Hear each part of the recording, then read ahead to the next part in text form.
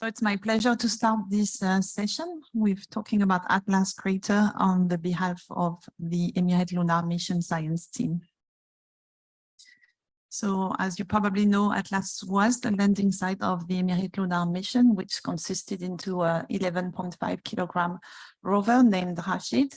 And we unfortunately experienced unsuccessful landing on the moon in April of this year. Well, at least we know we ended up in Atlas as planned, thanks to the ROC team, which made this effort of imaging the landing site just after the crash. They have shown this animation on the website, so you can see here some higher reflectance patches in areas labeled from A to D, which corresponds to debris of the high-speed impact.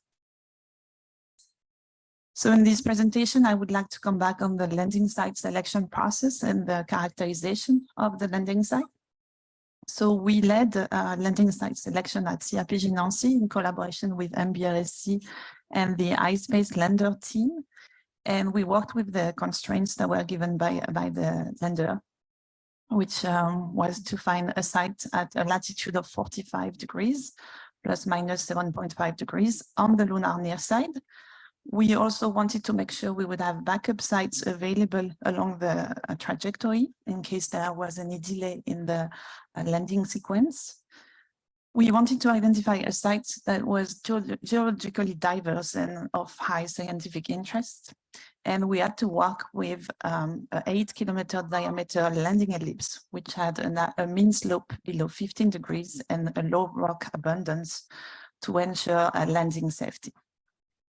So with these criteria, we selected 4 sites for the Emirates Lunar mission, and the 87-kilometer diameter Atlas crater was selected as our prime landing sites. You can see here the corresponding landing ellipse in purple, which is in the northern part of the crater. So we first investigated Mare Frigoris as an area of interest for the possible landing sites, but then we quickly focused on the eastern part of Mare Frigoris, where there is a vent that you can see here in picture A, with dark mantling deposit or pyroclastic deposits nearby.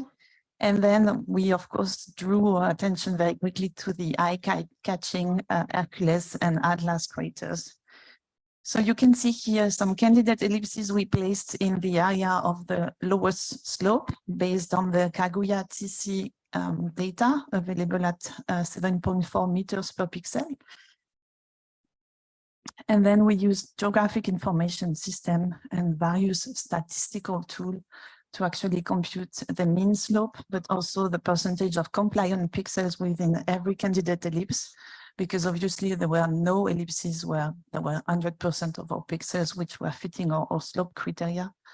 And we also computed the average rock abundance from the Diviner datasets and using also CPR data from MiniRF. And then we did some ranking and we came up with ellipse number 11, which is the one displayed in purple, as our best ellipse for its scientific interests and also its terrain characteristics. So this is a close-up of our selected landing ellipse in northern Atlas crater. So it's on a feldspathic highland floor, but the eastern half of the ellipse is covered by a dark mantling deposit. So we would have had access to pyroclastic deposits in this ellipse. We did a lot of work at higher resolution with the NAC imagery, and I would like to take this opportunity to thank the LROC team for their continuous support during the mission in imaging our candidate sites. So we had a student, Marine Jolo, manually mapping thousands of boulders in the ellipse and also craters. She will present the details of her analysis in a poster this afternoon. So please go support Marine. And we also looked a lot at the regolith texture. So Atlas is a very special site. We saw very peculiar texture with gently rolling plains and small scale ridges, which make a so-called elephant hide texture.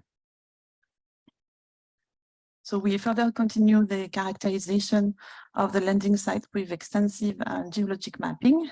And Atlas crater is a so-called floor fracture crater. So you can see we have a a pattern of concentric and radial fractures on the floor of the crater. Also a prominent central peak, some extended wall, terraced walls, and two dark mantling deposits to the north and south, which are about 400 and 200 kilometers square in extent. We also dated Atlas and nearby Hercules, which partly overlaps Atlas, with crater mapping of the ejectors. And we found an age that is about 3.82 billion years for Atlas and a little bit younger for Hercules.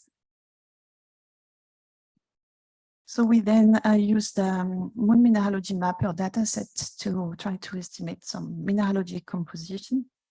And this slide is focused mostly on the dark mantling deposits. So these two patches, which are really well highlighted in this color composite of M-cube parameters.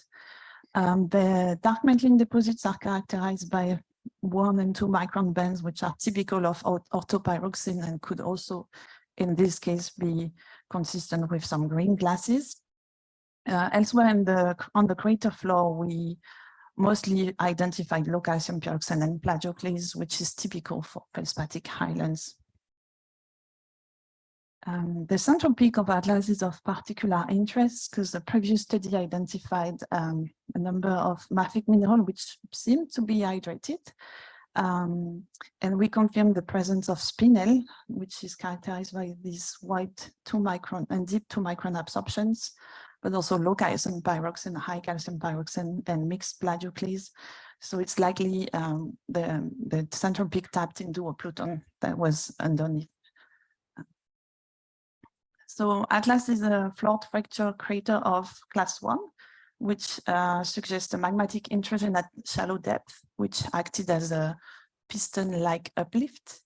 And we can further use the dimensions of the magma chambers that we can infer from the topographic datasets to calculate the magmatic driving pressure or the magma overpressure, and even the effective flexural thickness, thanks to these models from previous studies.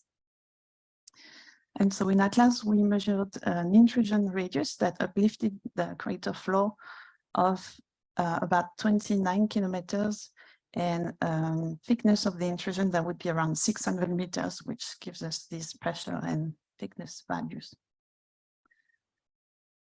So I hope I convinced you by now that we had a highly valuable scientific target for this mission. This is just an amazing target, this 87-kilometer diameter crater, which we dated from the early Imbrian. This is emplaced within feldspathic highlands with peculiar regolith textures. From M-cube, we saw LCP and plagioclase signature on the floor of the craters, but we know also ellipse was half covered by these dark pyroclastic deposits, which are of interest for both science, but also in situ resource utilization. We have also evidence from both the central peak and the morphology of the crater that there are some plutons at depth, at least 2. So this is a volcanic complex regions that we studied here. So this is, of course, one of the beautiful sites that we could explore for future lunar exploration, but we know there are many more interesting targets we will hear in the next presentation. During this study, we just we processed and we generated a lot of data sets for Atlas, but also for other backup sites which were under study, so Sinus Iridum, Oceanus Procellarum, and Lacus Somnorium. So all of this will become available shortly publicly, the data set, but also the results will be in a special issue that we are putting together with the Emirates Lunar Mission team. And we will also describe the rover payload and all the testing that was done prior to the mission until we get the next one soon, hopefully. So thank you for your attention.